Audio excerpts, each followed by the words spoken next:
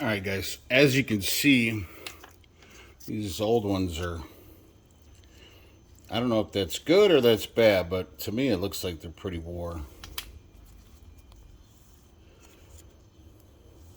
And you can see the new ones, how flush they are with the rubber on the O-ring part. So, all right, I'm gonna go ahead and they just pop on like so. I'm gonna go ahead and put those both on and screw it back down. I shouldn't really have to mention this, but you guys might want to wipe down the faces either with some brake cleaner or something, or a little wire brush, and then the face of the where they actually seat onto the air compressor, or the air compressor. So I'll put you back on pause. All right, guys, it's all tightened down. Now we're gonna head to this one here, and like I said, this is my first time ever doing this, but there's been a lot of firsts, a lot of firsts on this truck and other trucks.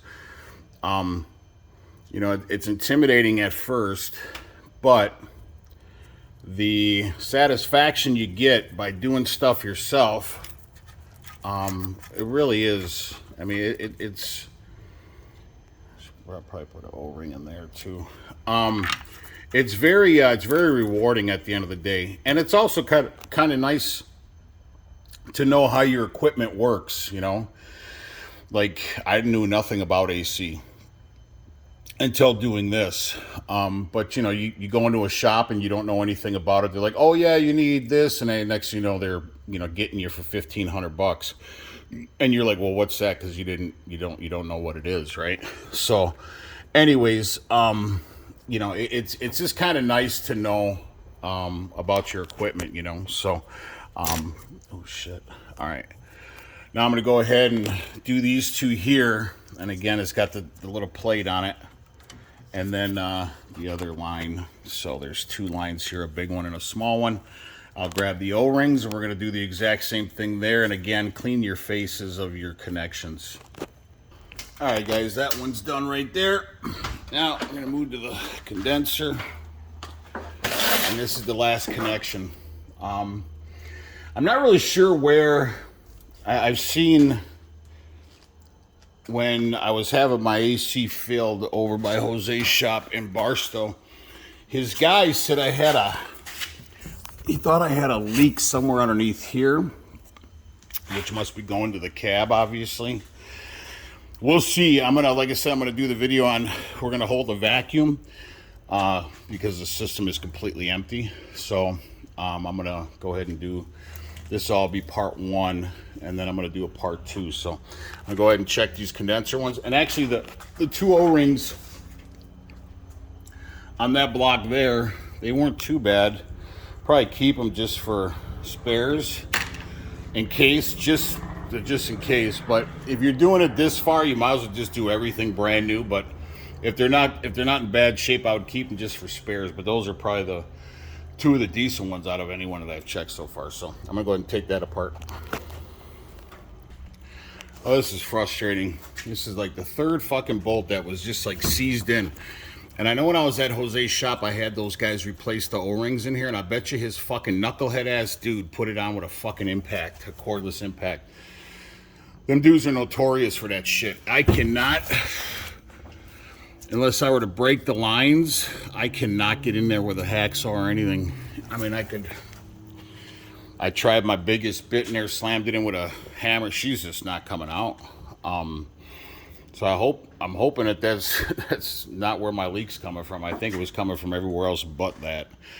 But anyway, so I'm gonna go ahead and set up the, that's pretty much it. So if I keep fucking with it, I'm just gonna end up doing something that I don't want to be doing. So I'm gonna go ahead and set up the vacuum pump, and we'll go from there. So I'm put you on pause, and like I said, I've never done this before, so wish me luck. Okay, guys, now the fun stuff. So what I did is I went on Amazon. Well, first off, a buddy of mine, like I said, was going out of business. Those kegs go about $700 a piece, and it is the 134A, and I bought two of them for $200 a piece. The other one, I mean, that one keg is going to last me for ever and ever and ever and ever. But I bought the other one because they say that stuff's like gonna be hard to find in the future, and of course, me being a prepper. So you're gonna need a set of gauges, and I went with these ones because they have the metal knobs and not the plastic. Now, when you put these fittings on, or these lines, just hand tight them. I took a channel locks and just snugged it. Just don't get Gorilla on them, you'll snap them. But there's gaskets in here, so hand tightening should be fine, but I just went ahead and just gave it a little snug. Like I said, don't get crazy. And then you're gonna need a vacuum pump. I bought all this on Amazon. There's the vacuum pump right there. I bought all this stuff on Amazon for about, I think the pump was like 80 bucks and the gauges were like, so 100, we'll just call it 140 bucks. And I'll be able to do my AC forever now. I've never done this before, so bear with me. The gauges did come with the directions, so that's the kind I bought. If you guys want to go on Amazon and buy them, but this is what I recommend. And it didn't. Oh, it did come with a hook. Okay, right on. I said it didn't come with a hook, but it did. All right, now what you're gonna do is you want to make sure. Now these are so there's little direction arrows, so make sure that they're all closed. All your valves are closed. And closed. And closed. And then we're going to go and hang this up on the truck. I'm going to put you on pause for a second. All right. So, as you can see, the red says the high side and the blue says the low side. I don't know which one is which, but they can only fit on one side. Shoot, darn it, the gauges are in the box. I'll have to put you on pause. Hold on. All right, guys, I completely screwed up. So disregard everything I said about them being on the side. I looked at the instructions. I thought it didn't look right. I'm like, how am I going to connect to the AC lines? So you put your blue on your low side, your red on your high side. Do not go on these. These are going to be for later, I think. Anyways, like I said, I've never done this before. So, anyways, one is larger than the other.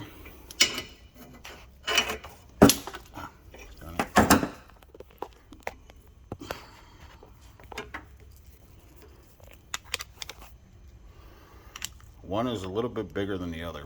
So the red, the high side, is larger than the low side. So they will only fit on one or the other. So let me put you on pause and I'll find out. All right, so it's just a little quick release. Make sure that they're on there. All right. And then this yellow one will go to your pump. But we're gonna go ahead, raise those up a little bit. And it looks like it can only go on one side. On that side. Where's this side? Nope. Like I said, you don't have to get Gorilla on these.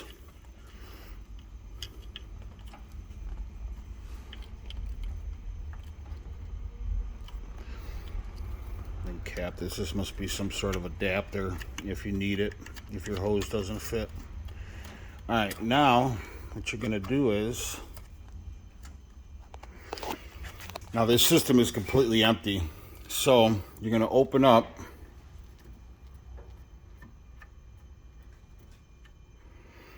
your high and open up your low. And because the system is dry, meaning empty, you're going to get zero rating or zero readings on your gauges. Okay, is that light too harsh on there? Hold on.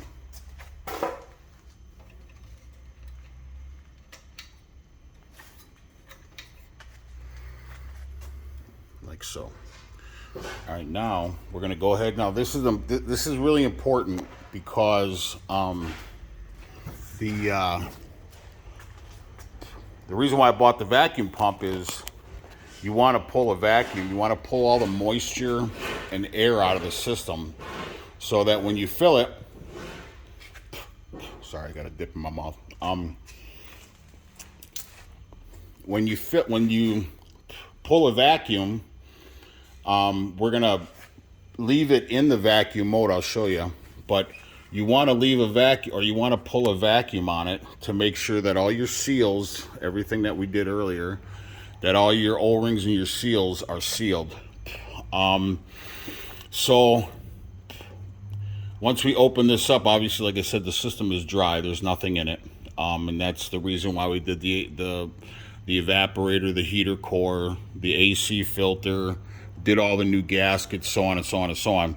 Now we're going to go ahead and hold on one second. I gotta see if my neighbor wants something. Okay, guys, sorry about that. All right, so now what we're going to do is, so these are both open, right? Opened, yep, okay.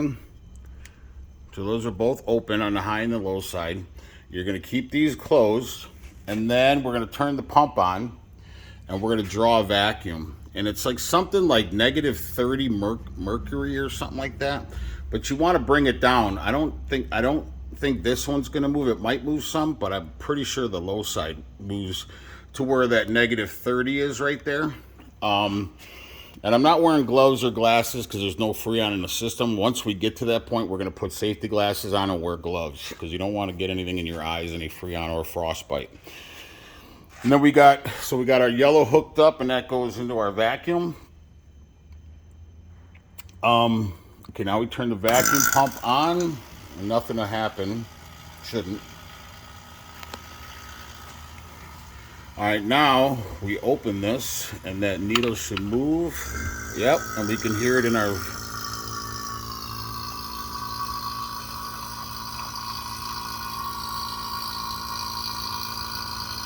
Yeah, we're open. And we want that, and what's happening is the vacuum is drawing out the moisture. And it would be, I mean, you wouldn't want to do this with Freon because you'd want to go to a garage and have it done so it doesn't go in the atmosphere. But pulling a vacuum on your AC system is vitally important because it draws all the moisture out and pressurizes the system. Now I'm wanting it to go to that negative 30, and I'm hoping that's where we're going to go because that's where it's supposed to go. So we'll let it run for a little while. You can hear it working, and you can actually see the moisture coming out of it. That's pretty cool. So you can actually see the moisture coming out of the system. I think that's what it is. Because when I filled up the pump with the oil, I ran it for about a minute or two, and that was not happening. So that must be the moisture drawing out of the system. Now, if that does not go to negative 30, then that means we have a leak somewhere.